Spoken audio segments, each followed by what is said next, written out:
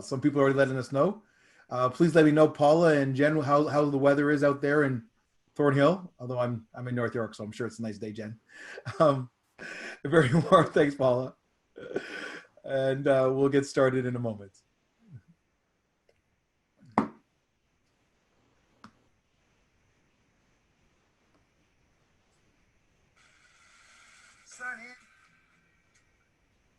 All right, we'll leave that for later. All right, so welcome everyone. We've got some people sharing on the chat. Thank you very much. As I said, my name's Cory Atkinson, and I'm going to tell you more about me as we get into this, but I've got my partner in crime, Jenna, who's my Spotlight interview coordinator. Jenna's just going to get us all ready for this webinar with Angeline, and then she'll pass it back on to me. So thank you for letting me know who you are, but Jenna, I will pass it on to you to kick off our interview in a moment. Wonderful. Thank you so much, Cory. So thank you so much, everyone, for joining us. We have a great interview that we have lined up with Angeline Singh on great customer service as a competitive advantage, leading and transforming teams. Now, we ultimately designed this series to discuss in-depth insights and perspectives on engaging customer service and customer experience topics while navigating COVID-19 in the workplace. We do encourage you to turn on your webcams for an engaging and interactive session today. And throughout the presentation, we'll be managing the chat functionality. So as Cory mentioned, we do encourage you to enter your questions and comments in the chat box found at the bottom of the screen, and we'll make sure that we can get them answered live. We will also have a separate 10-minute question and answer segment at the end of the interview, just to answer more in-depth questions for the audience as well. And of course, as I mentioned before, we really value your participation, so please don't be shy. For those of you who are new to CSPN, we are passionate about providing development, consulting, and networking opportunities to support organizations in delivering exceptional experiences for both customers and employees. And as mentioned, today we will be interviewing subject matter expert Angeline Singh. Angeline is a respected leader across client service at ADP Canada, as well as within her local site in Vancouver, BC. She joined ADP in July 2017 as the Director of Client Service, supporting the company's national and enterprise accounts. She also has extensive experience in business transformation, managing risk, and leading large, complex, highly engaged service teams across Canada. And facilitating our interview today will be CSPN's VP of Learning and Development, Cory Atkinson. Cory is a seasoned expert in leadership and management development, customer experience, and employee engagement. Ultimately, his main focus is supporting others at becoming great at what they do. And on that note, I will pass it over to Cory to begin our interview. Thank you very much, Jenna, and welcome everybody to our Spotlight interview.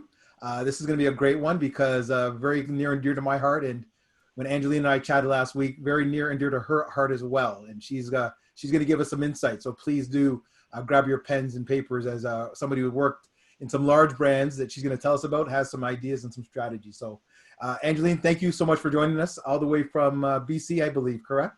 Correct. Thank you for having me. Great. And you are in a dungeon, it looks like. You're in a... Yes, I'm in my little cave. Everyone's in their own little part of the world. No worries. I know you got us isolated there a little bit. So we're going to kick things off. As you heard, everyone, Angeline's got quite a background and is leading ADP, which we all know and love.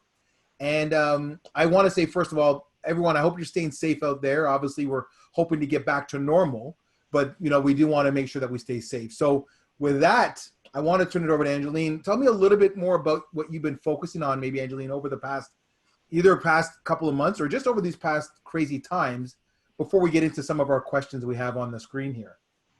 So for me, it's always about leading change and leading people to do their best, right? And so the last 3 years have been really focused around that, building people up and realizing their potential to do better. And it's just positioned us well for COVID. COVID was unexpected, very challenging to then self-isolate into your own little corner of the world.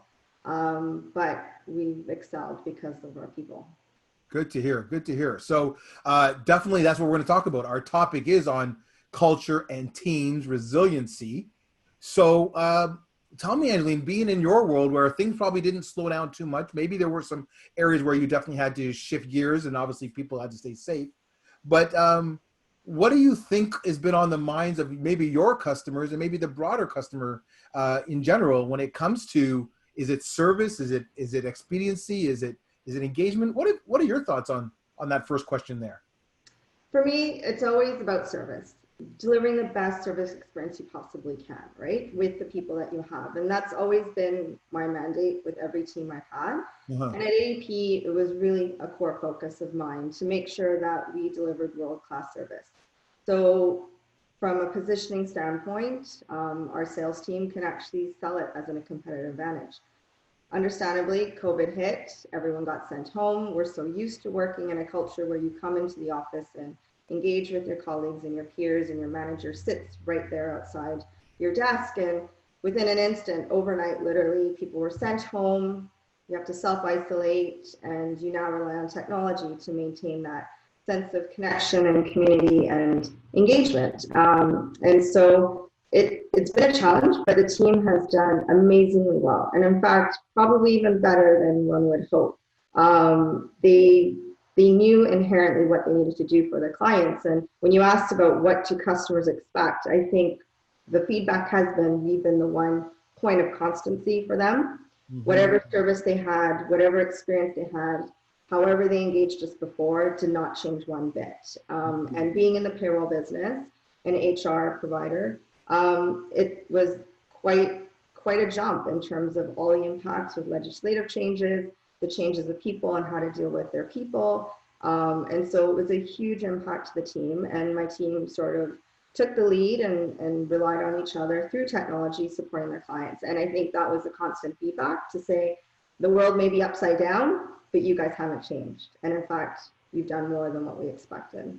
Wow, that's amazing. That's amazing. So if I'm hearing you correctly, you're saying, Cory, it's been that engagement, but the engagement of being consistent. They know, your clients know they could count on you. And of course, your team knew you could count on each other.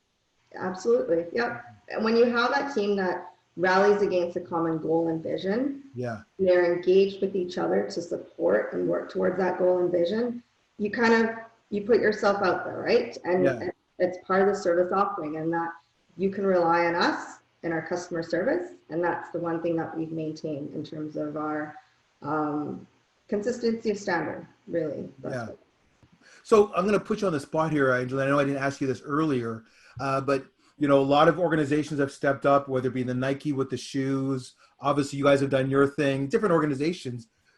And now that we're here, what's this, June, about 2.5 months into this, Angeline, do you have one example or two when you look at your team across Canada where somebody went above and beyond and did something where the customer, that small business or large business was like, wow, you guys really stepped up? Do you have any examples off the top of your head of how they really showed that consistency? We actually have quite a few. Okay. But the one that sticks in my mind, I think the team has shown incredible empathy. They recognize that they themselves are now self-isolated in their own little corner of the world, and they have themselves, but they can reach out to each other.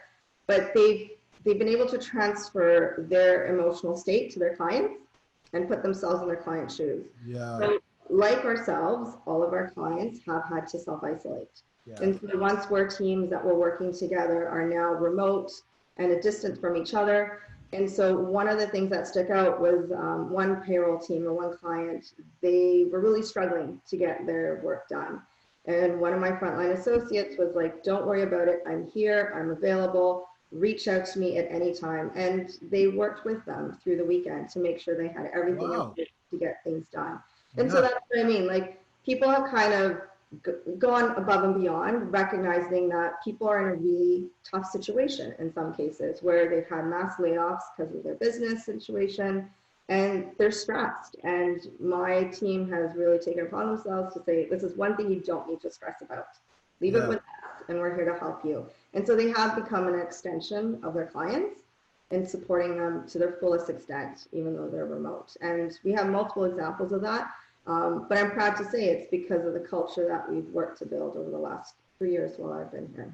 That's great. I'm going to come back to you a little bit on that because you and I know that doesn't just happen overnight. Yes, we're all going through this, but obviously, and why you're here with us, Angeline, is there are certain things that you've done or the team's fostered that was able to come through. Although we all go through it, it's still nice that people were willing to put in some extra time to help how about your clients?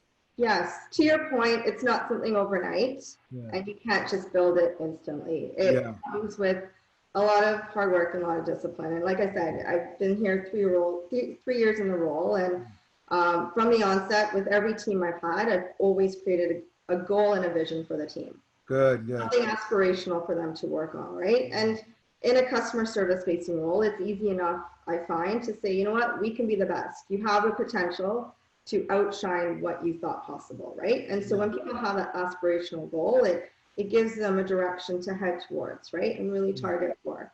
But part and parcel with that, to your point, there's a lot of work that goes in, and it's putting the right people in the right role, having a strong leadership team. I'm incredibly blessed to have a leadership team, which also is a work in progress, but they themselves embody what you're trying to achieve, right? And with them communicating a consistent message and working collaboratively across the country, virtually, you see that cascade effect. And so your frontline associates see the consistency, see the collaboration with their leadership team, and they take it with themselves, right? And a lot of trust. I think trust and transparency has probably been the heart of a lot of the successes I've had. I'm very transparent with my team, probably tell them more than I should. I'm pretty vocal about my opinions, but with that, it's trust. And the trust that you have with people to do better as well, you give them the flexibility and freedom that they need to do what they need to do, right? And the support. That's great. Well, you're actually going to go down our pathway there with a couple of questions, but before we do, obviously we're working from home, right? And we've got our families and so forth, and I'm sure you have thousands of stories. Did you have to change anything in the way you did business? You see my question there in terms of your service standards or, of course, your frameworks. Did you have to do anything major, Angeline, or were things pretty much just status quo? We just had to use different tools in a virtual sense. For us as an organization, and especially for my team, we never changed our standards or delivery. Okay. None of that changed. And that goes back to your earlier comment. I think customers took comfort in that nothing changed for them. And in fact, it got better. But from a team perspective, though, a lot went into it. Like myself, there's a lot of people on my team who are parents, who have little ones that you need to accommodate, right? And you need to give them a little flexibility where you have your kids interrupting you, or there will be days when they just need your attention. But it's recognizing that if people aren't available in that moment, it doesn't mean that they're not getting the work done. That's right. And it's empowering them to make the decisions in order to get the job done. And if they can't, they come to us, right? And ask for support. And like I said, when you have a strong team, your colleagues kind of throw themselves in to help you out and get a little bit of a break. So you changed a little bit in terms of your flexibility, like all of us at home, but we didn't change our delivery to our clients. Still, A1, 100% focus on service. Absolutely. Good to know. All right. So I mentioned this earlier. We got our next questions. You talked a little bit about empathy there. Question number 3, Angeline, tell us your experience. I know you were at TELUS. You're now here. You've talked about different teams. Maybe we can make it specific. What are maybe the 2 or 3 things that you've seen and would like to share with our audience when it comes to building resilient teams, especially in these tough times? What are 2 or 3 things that you think are critical? To me, building resilient team is having that core value, right? So knowing what your team's strengths are and really leveraging to that strength. The second key thing is having the right people in the right role.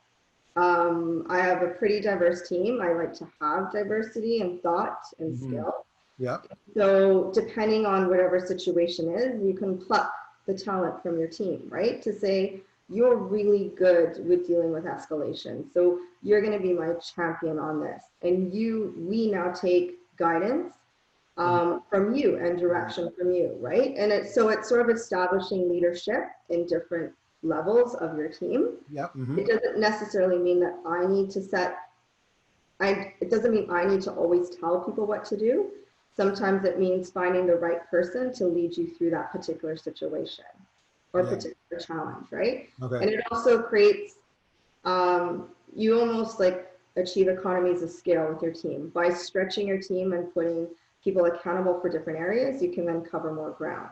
Yeah. But it's right people for the right role, right? So you can delegate and push things out that way. Okay. The other thing for resilient teams is I think it always goes back to trust. I think if you have trust within your group, you know that no matter what, you can be honest about what you're feeling and about what you're sharing and seek assistance. And so a resilient team just means that you're able to respond, right? That's to right. whatever is impacting you, whether it's positive or negative. But if you can talk about it and say, okay, this is really not working for me, then as a team, you come together and address that situation. I like that. So values in terms of what they bring to the table, where their strengths are, and then that trust and transparency as well. Yeah. It's funny, you as you said it a couple times, getting the right people on the right bus. I'm sure you're a big reader like I am. Good to Great from many years ago. It was a book, Good to Great. He talks about getting the right people on the bus. And you're saying the same thing many years later. It makes a lot of sense. It always does, right? If you have the right people in the right role, you just magic happens. Yeah, exactly. Yeah. I like that. So definitely values and of course trust. So if anybody's on there and listening to us, please throw in your questions. If there's something that sparks your mind as you're listening to Angeline share, she's giving us some good nuggets and obviously got some great background and experience on that. So you said those are the key things in terms of resilience, but I as my role, Angeline, and similar to you, you're across the country, you're in your meetings face to face.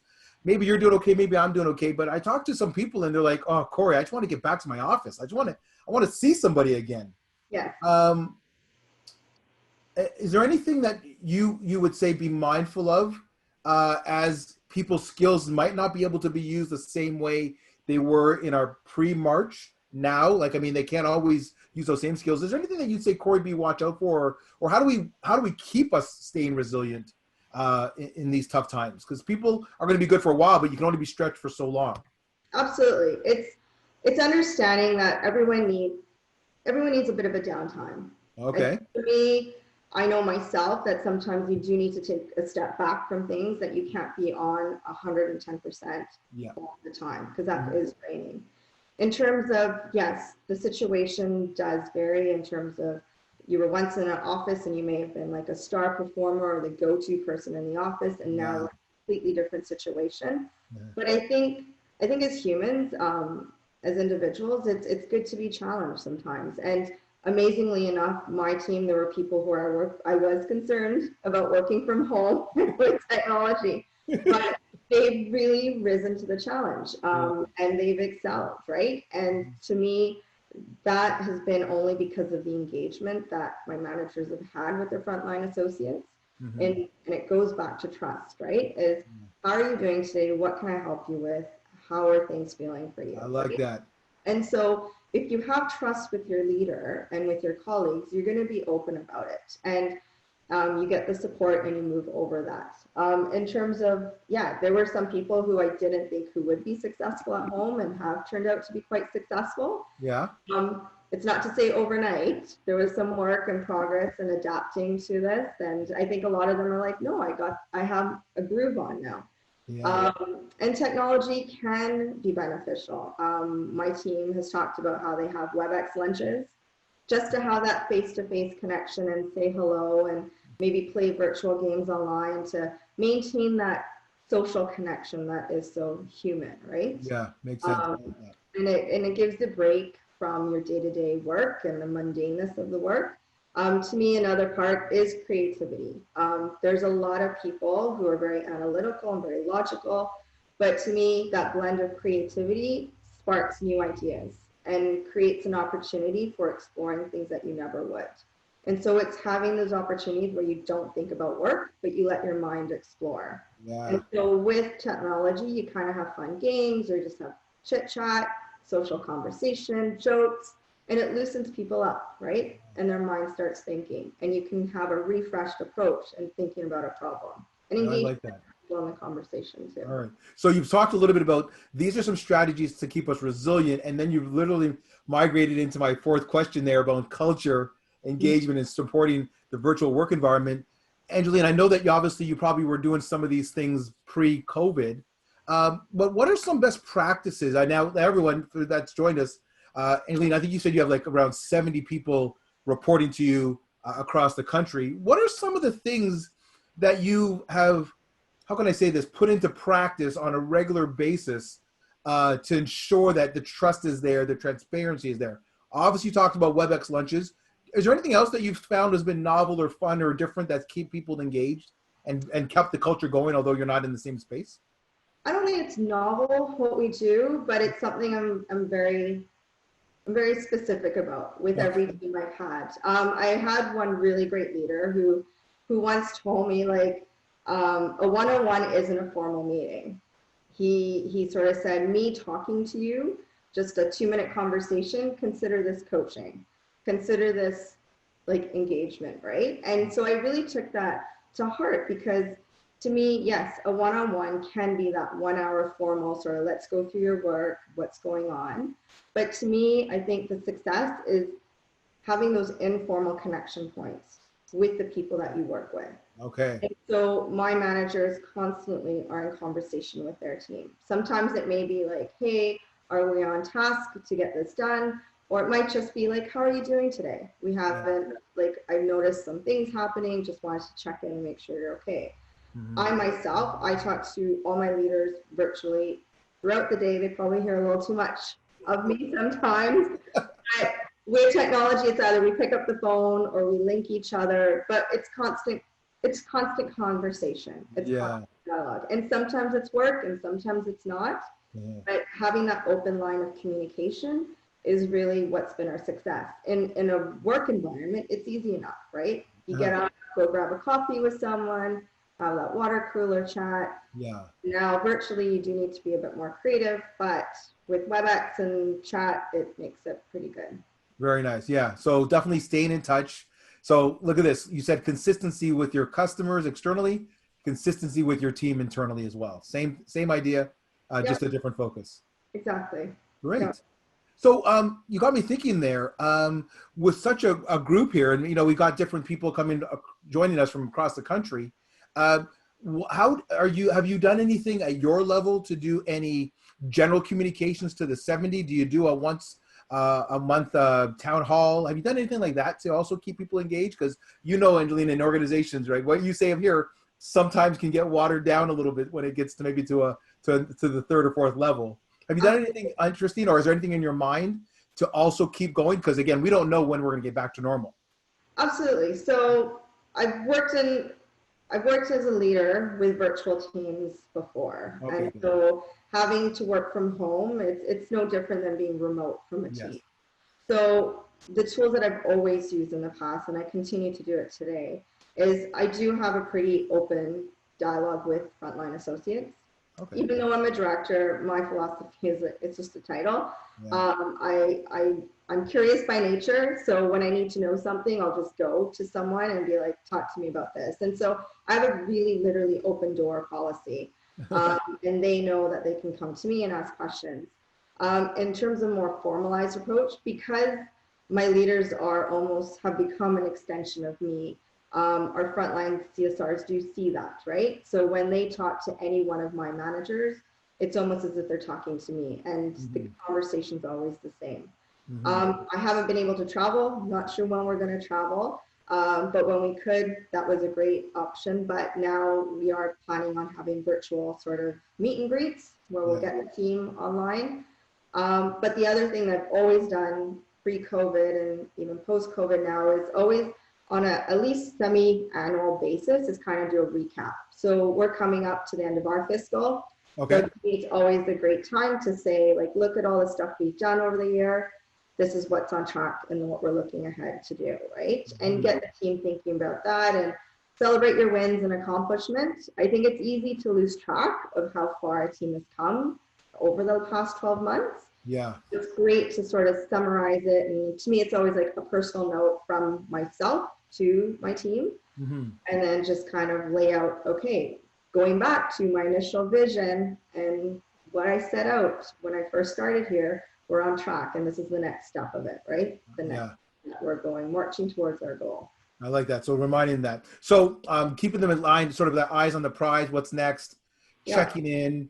It sounds like you've really, Angeline, really done a great job of communicating, what this role is. And it's not, again, about our title, but our representation to our customers. So you really are, you really live what I like to talk about, like leadership is conversation. Sounds like what you epitomize there. Absolutely. Question then for you. We talked a little bit about this earlier, but I want to get back to it. You've talked about trust, about transparency. I said to you, it can't happen overnight. You said, Cory, I have a vision. I reach out to people. But any tips that you've learned besides that one you learned from your mentor there that you talked about that you could share with how to build trust that really comes through in a time like this? Because again, you weren't expecting this to happen, but you took the role on in 2017 and you had a couple of things and some markers that you were hitting. Open communication. Anything else that you did that you think sometimes leaders miss, that when they do it, it helps build trust for exceptional times? Anything else as you think about it? So to your point, like, I think it would be very challenging if you stepped into a role today virtually and to start building trust, right? But it's not to say it can't be done. And if I think about what I do to build trust, to me, it is conversation. Like I went back and said, like, I'm very transparent about what I'm feeling, how I'm feeling, and what we need to do. And we're all in organizations where we may not agree with the direction of what we're doing. But I think explaining yourself and explaining what we need to do helps people understand why they need to do something. Okay. Also follow through. I'm very, very passionate. Like if someone's going to come to me with a challenge or a problem or there's something bothering them, it's like, okay, let's talk about it. Yeah. How do we make this better? And not just better for you as an individual, but better for the collective team. And it's having people understand their role in a team. Unfortunately, there are people very selfish. So they do think about the world in terms of the 2 feet around them. Yeah. And so it's a balance, right? To understand, okay, is this person speaking because it is affecting the greater team? And how do we move the team forward? Yeah. Or is it just an absence of understanding, right? And so it always goes back to communication and follow through. People bring you a challenge or a solution or ideas, to not be dismissive. But to really take it to heart and be like, okay, there's something here that we need to address. And I may not be able to fix it today or tomorrow, but it's something that we're going to work towards to improving, right? And when you do improve it, is to go back and say, see, I heard you. And I like that. Because you do have to remind people, right? Yeah. And then that's what builds trust. Yeah. So a couple of things there: communication, follow through, and I think you also probably would say in there, being a good listener, like hearing what they're saying, what they're not saying, and letting them know that you got their back. So sounds pretty good. All right. So good insight. So let's do this. You've been great. I want to be mindful of your time. You've got a lot on your plate. We've got a couple of questions coming in, so please do put them in there. Jen is going to be moderating that. We're going to open that up to Angeline in a moment. Angeline, one last question. Customer service during the exceptional business operating conditions. You kind of talked about it a little bit. You already led virtual teams. What if you look at your crystal ball from a year from now? What do you think the world will look like from a customer service point of view? Will things change? Will things move faster? What are your thoughts? And I might even be putting you on the spot here, but how do you think it's going to this world that we're in is going to impact tomorrow when we kind of get back to whatever normal looks like?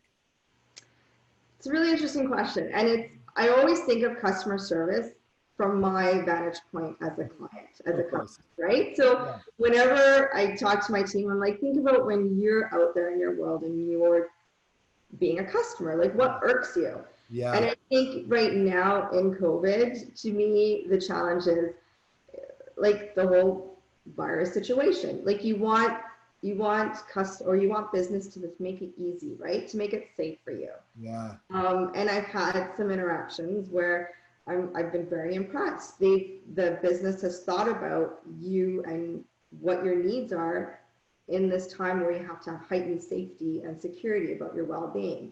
Yeah. So I think it always goes back for customer service, no matter what the situation is, what environment, is anticipating the client's needs.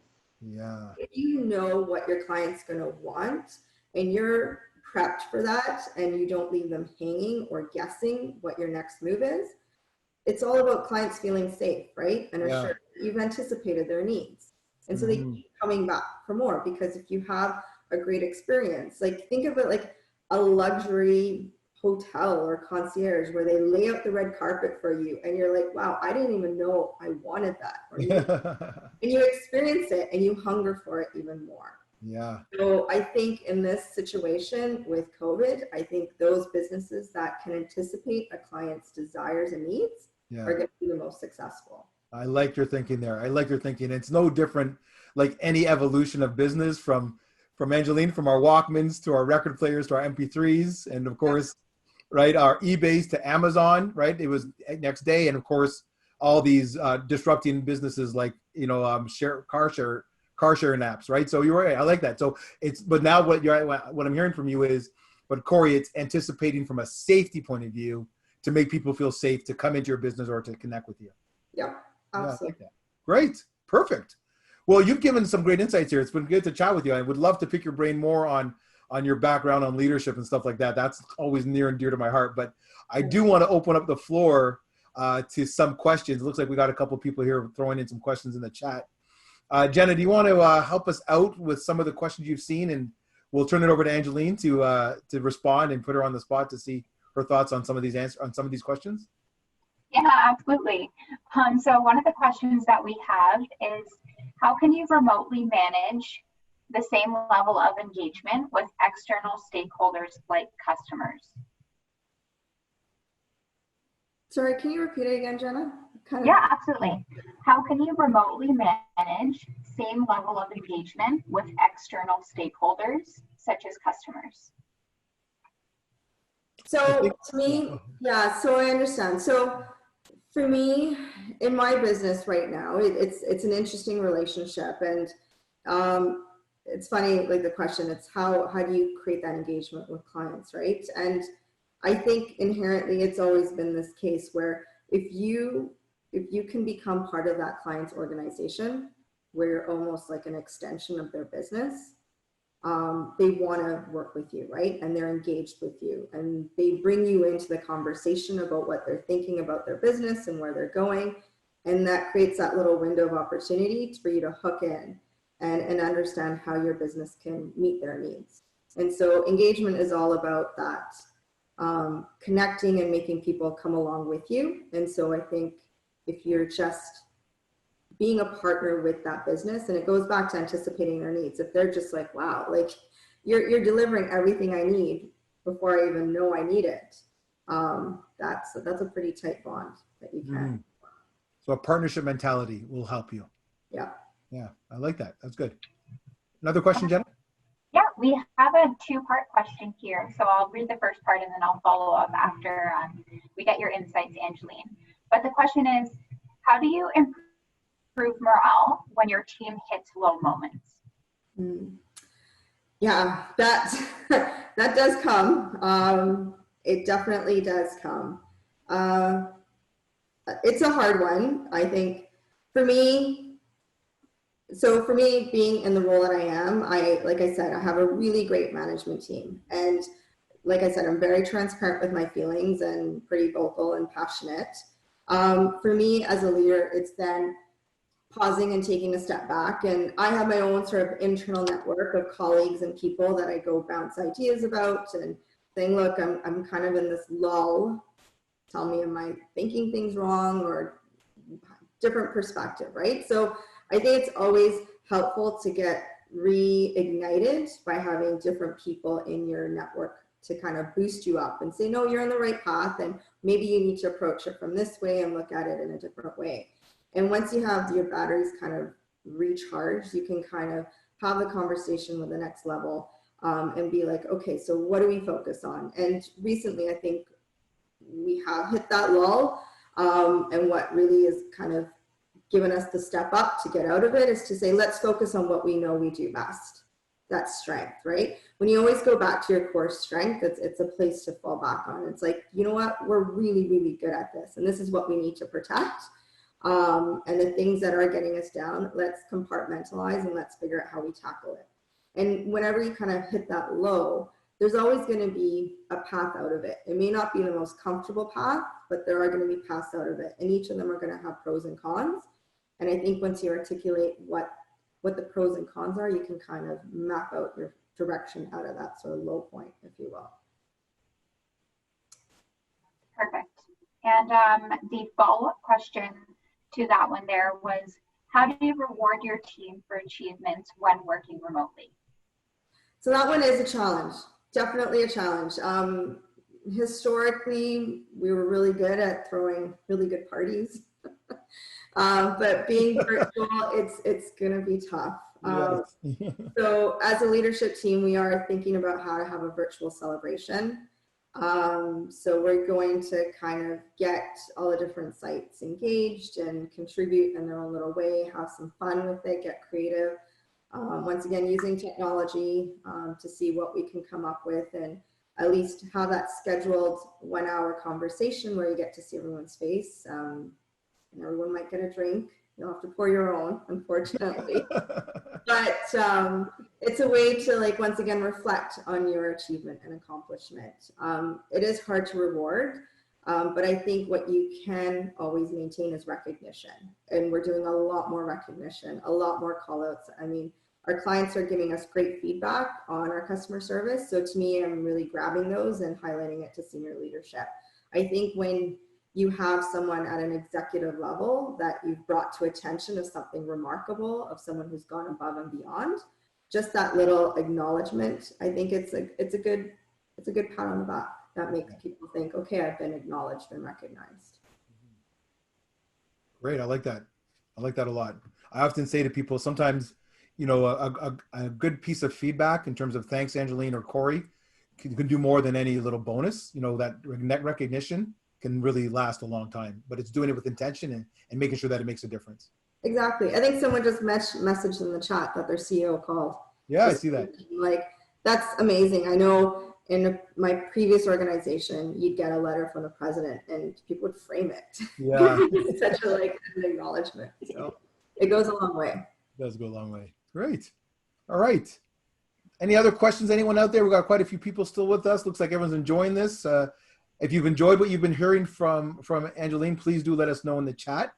And then I did have one question as I was listening to you, and that is, you didn't change your standards, you didn't change your framework. So what numbers have you been focusing on this year to tell you that you're moving in the right direction? And you can imagine, Angeline, in your world and mine, you know, customer churn, NPS, you know what I mean, customer effort scores. Is there any numbers that you've been focusing on, and will those numbers change in this crazy time that we're in? So for us, customer churn has obviously been one of the core numbers I focused on. Okay. That. All right.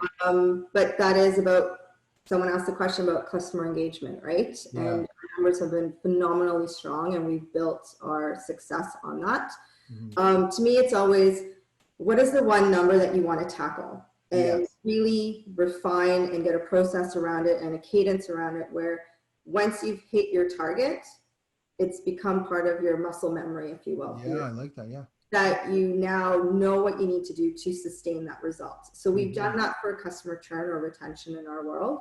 Our next sort of focus is NPS. And because of, oddly enough, one good thing from COVID, people have really appreciated our service. So our NPS scores have really skyrocketed. And so we're capitalizing on that and really showing. I think it's an odd psychology. I've seen this happen multiple times with teams when they have a number that they're focusing on and they can't really crack the ceiling on it. They certainly give up. They're like, we'll never get better at that. But I've noticed there's an error in focusing on too many. And so whenever you're trying to improve all metrics, it's almost prioritizing which ones you want to do. That's right. And really aiming to, like, pull the full weight of the team on that. And once you've solidified that number, it's like, okay, now let's tackle the next one. Yeah. And so we're in the midst of focusing on NPS, and we're on a good trajectory to do so, and doing some fine tweaking to really hit that one out of the park as well. Yeah, you're right. If you have too many targets, right, Angeline, you've probably seen it. You get nowhere with any of them. Yeah. Right? Yeah. Yeah. But if you have one, you can focus on that, and all of a sudden best practices from hitting that number actually go to help you with other numbers you're working on as well. Exactly. So yeah. Well, this has been great. We get a couple of thank yous and some very informatives in the chat. Angeline, I just want to say thank you for spending this 40 minutes with us. You've been very insightful, really gave us some great ideas on what we can do. If I could recap what you said, Cory, it's trust and transparency. I call them the TNT. It's the dynamite that really blows things up. Yeah. But right. Yeah. But also you're talking our language. It's communication it's consistent, it's listening. So I wanted to say thank you for joining us. This has been great, and I might have to invite you back at the end of the summer to see how things have changed and what you've been noticing as well, because we're all in this boat together. We're always learning every day. So thank you so much. And Jen, I don't know if you had any words before I let Angeline get on with the rest of her day. Yeah, I just wanted to reiterate, thank you so much, Angeline. We really appreciated hearing your insights and your expertise. We do encourage everyone to continue writing questions as you digest the information today. And I'm also launching our feedback poll, which will help us continue to deliver insightful sessions for you in the future. So if you could kindly take a couple minutes, and if anyone has any additional questions for Angeline, please let us know. But otherwise, have a wonderful day, and thank you so much for joining us. Yeah, thanks a lot, Jenna. Yeah, take a moment in the poll just to let us know your thoughts. Please, come back to our website, mycspn.com. We're doing a lot of different interviews and doing a lot of different things to pivot just the way Angeline and ADP are pivoting. We're doing the same as well. So we want to be a resource to you in terms of how you develop your organization. We're doing a lot of things. Organizations are calling us out to, still deliver in person, but obviously there's virtual programs as well. So please do reach out to us. Let us know what we can do for you. And thanks again for joining us, Angeline. I want to say thank you for your insights and for taking the time to join us. So thanks again. Thank you for having me. It was really fun. No problem. Take care of yourself, and let's stay in touch. And everyone else, please stay safe and enjoy your upcoming summer as best you can, staying safe and practicing physical distancing. My name is Cory Atkinson. On behalf of Jenna and CSPN, have a great Tuesday and a great week. Thanks, everyone. Bye. Bye now. Thanks a lot, Angeline. Have a good day. You too. Bye.